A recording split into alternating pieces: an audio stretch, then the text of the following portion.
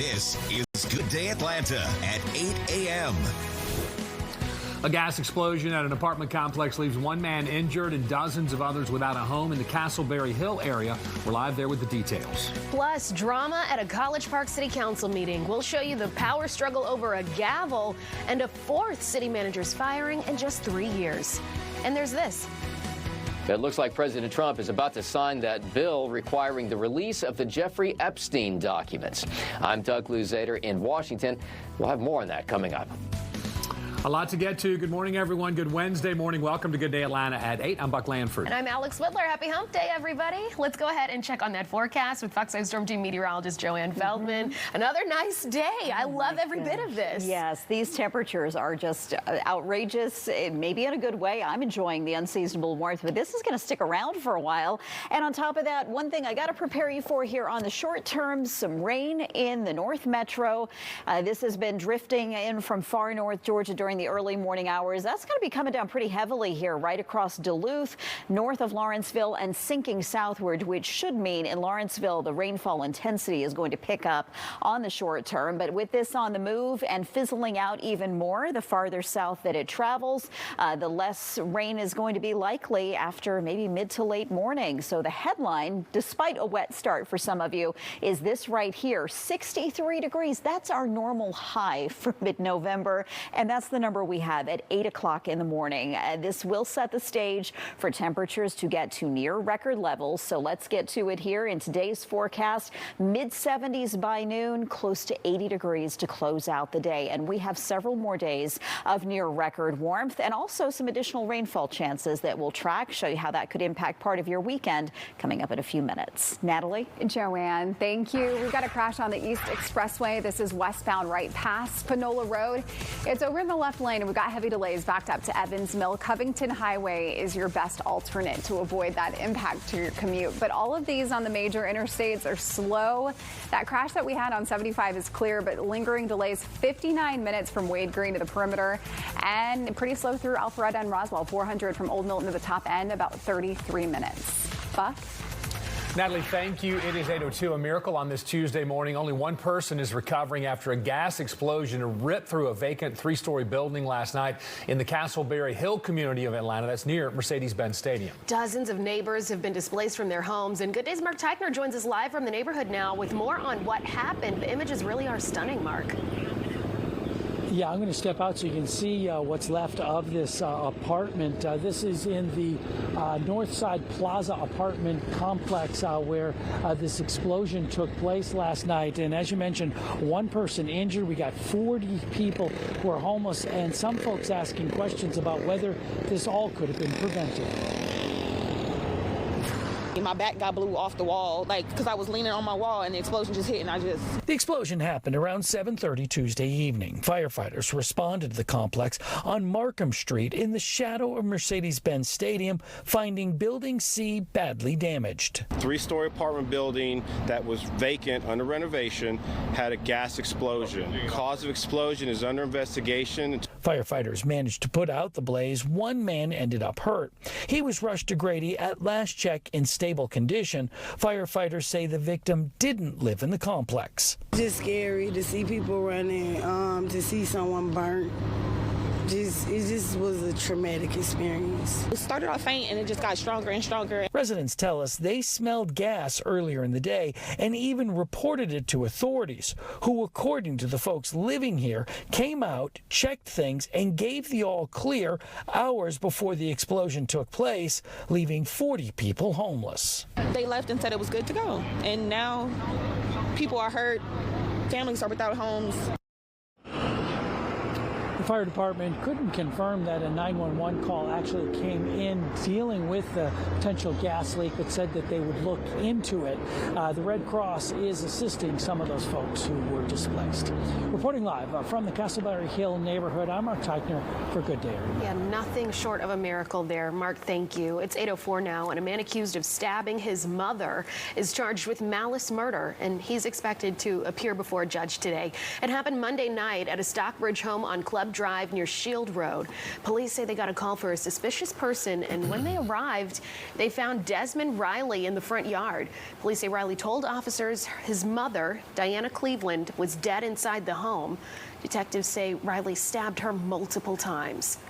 I'm just really horribly shocked at what has happened, what has transpired. But I did know that her son, she was trying her best to get help for him.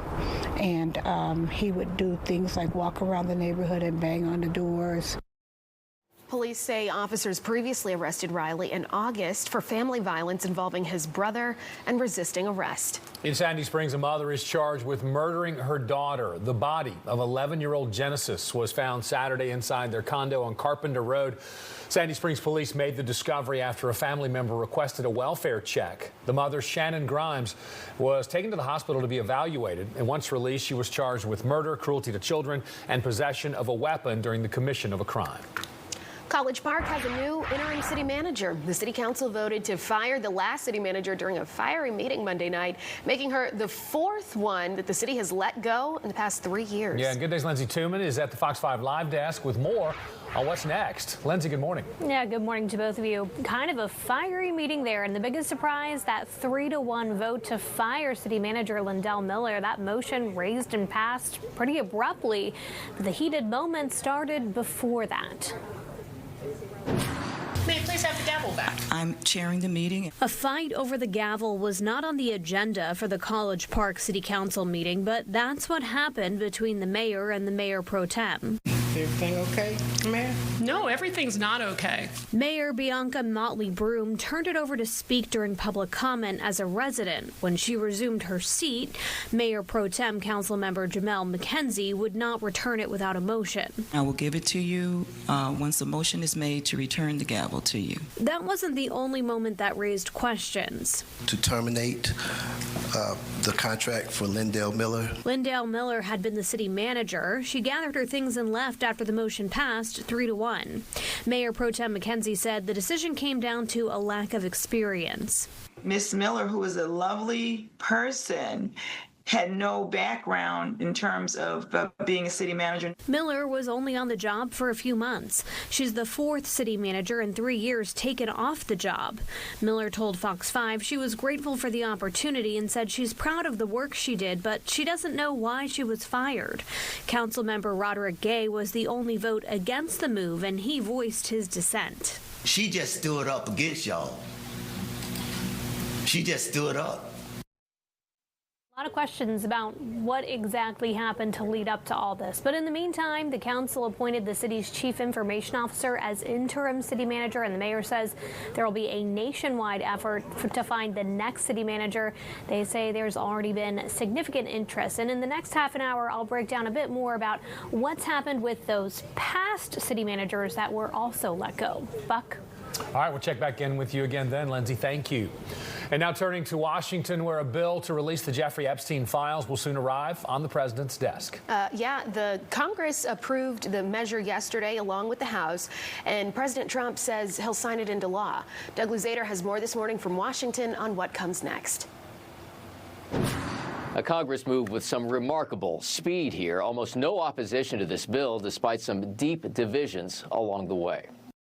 This was me at 14 years old. Women who said they had been victims of Jeffrey Epstein were among those outside the Capitol yesterday, waiting for what would happen. Without objection, so ordered. The Senate has now passed the Epstein bill. The Senate worked very fast after the House passed the bill with just one opponent. The yeas are 427, the nays are 1. It was quite an end for a bill that had divided Congress for months.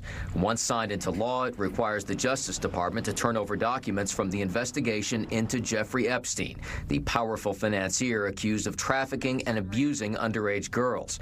According to authorities, Epstein committed suicide back in 2019, but he had a thicket of acquaintances in both parties, and many have long suspected that there is a client list among the documents. documents. I have nothing to do with Jeffrey Epstein. I threw him out of my club many years ago because I thought he was a sick pervert. Democrats latched onto the Epstein matter after suspicions of Trump's associations with him. And while the president initially opposed the disclosure bill, he conceded after it was clear there was considerable Republican support. The concern for the White House, though, is that no matter what happens from here, no matter what is released, there is not going to be enough to satisfy the people that want that smoking gun, and they are concerned that this is not going to go away, even with the bill signing, even with more getting released. Once this is signed, the Justice Department has 30 days to release the documents, but there will be some redactions, no doubt, and the Department of Justice could withhold some documents, citing ongoing investigations. In Washington, Doug Luzader, Fox News. 8:10 is now your time, and coming up on Good Day Atlanta, a new bipartisan bill aims to prevent a major problem we saw during the government shutdown. We're going to tell you about the bill and how it will protect air traffic controllers and where the funds could come from. Joanne? And Buck, we are tracking some areas of rain in the North Metro right now, but the bigger story is the near record warmth, not only today, but for the next several days. I'll show you the numbers coming up.